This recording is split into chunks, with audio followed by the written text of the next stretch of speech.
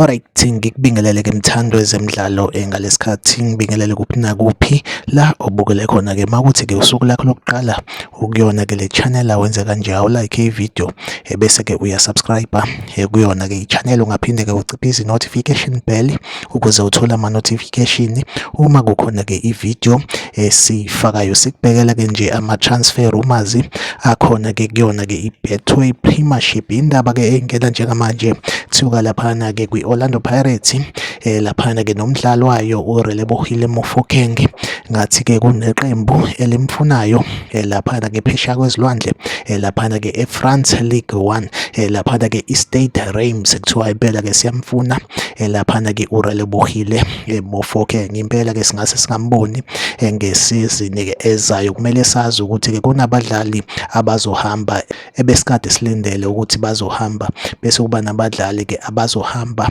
ngokuzuma njengaye ke uRelebohile Mofokeng sisamdinga kodwa ngibona ngathi ke iOrlando Pirates ayizukuma endleleni yakhe izomdedela ahambe ke ayojoyina iStade Reims sakhona ke laphana ke eFrance ku Ligue 1. Iyona update engiyiphethe ke njengamanje. Like i-video, usubscribe kwi-channel, mina nawe asihlangabezane kwi-video elandelayo. Nisale kahle.